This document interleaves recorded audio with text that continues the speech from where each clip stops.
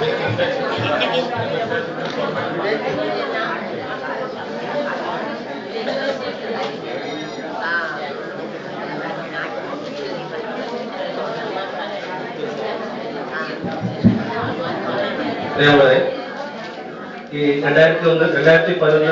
പദ്ധതി രൂപീകരണവുമായി ബന്ധപ്പെട്ടുള്ള നിർദ്ദേശം നമ്മുടെ വർക്കിംഗ് ഗ്രൂപ്പിന്റെ നിർദ്ദേശം വന്നിട്ട് അതിന് അനുബന്ധമായിട്ട് വാർഡ്സഭയിൽ ഉള്ള നിർദ്ദേശങ്ങൾ ഉൾപ്പെടുത്തിക്കൊണ്ട് പദ്ധതി രൂപീകരണം സഹായിക്കുക എന്നതാണ് നമ്മുടെ ഉത്തരവാദിത്വം, കടമ. അപ്പൊ അതില് കൃഷി അതിന്റെ ഒരു വിഷയം എനിക്ക് താല്പര്യമുള്ള എനിക്ക് ഒരു അറിയുന്ന വിഷയമല്ല. പക്ഷെ എന്നാലും എല്ലാവരും കൂടി പറഞ്ഞപ്പോൾ അതിന്റെ ഗ്രൂപ്പിന്റെ നിർദ്ദേശങ്ങൾ ഇവിടെ വന്നിട്ട് അവതരിപ്പിക്കുകയാണ്. അപ്പൊ കൃഷിയും മൃഗസംരക്ഷണം എന്ന് പറഞ്ഞ 2 വിഷയത്തിന്റെ നിർദ്ദേശങ്ങളാണ്. പ്രത്യേകിച്ച് വലിയ കാര്യമായ നിർദ്ദേശമൊന്നുമില്ല.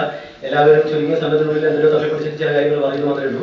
ഇതിന്റെ ഒരു വാർഡ്സഭയിലോട്ട് ചർച്ചയായിട്ട് ഉയർന്നു വരേണ്ട വിഷയങ്ങളൊന്നും ഇതൊരു പറഞ്ഞില്ല.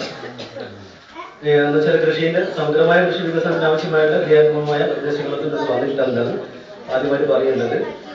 അത് നമ്മളെ പറ്റിയല്ല, ഇതിന്റെ മാർഗനിർദ്ദേശം തന്നോട്ട് തന്നെ പ്രത്യേകിച്ചിട്ട് ഒരു മാമൂൽ വാർഡ്സഭ ചേർന്നതിന്റെ രൂപത്തിൽ മാത്രമേ ഇവിടെ വന്നിട്ടുള്ളൂ. അത് ഇവരെ പറ്റുമല്ല, നമ്മളെ പറ്റിയല്ല. നമ്മള് തിരക്ക് പിടിച്ചിട്ട് പദ്ധതി രൂപീകരിക്കുക, പെട്ടെന്നെങ്കിലും നടത്തിയെടുക്കുക എന്നുള്ള ഒരു അടിയന്തര സാഹചര്യത്തിൽ മാത്രം വാർഡ്സഭ ചേർന്നുകൊണ്ട് അതിങ്ങനെ സംഭവിക്കുന്നത്.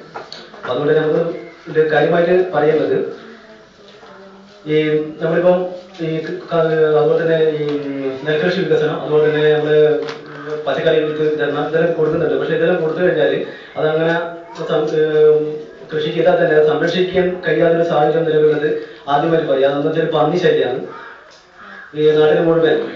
പ്രത്യേകിച്ചും കിഴങ്ങ് വർഗ്ഗങ്ങൾ, അതുപോലെ തന്നെ തേങ്ങ, കവുങ്ങല്ല തെങ്ങ് ഇതുപോലത്തെ കാർഷിക വിളകൾ നശിപ്പിച്ചുകൊണ്ട് പന്നീന്റെ ശല്യം വ്യാപകമാണ്.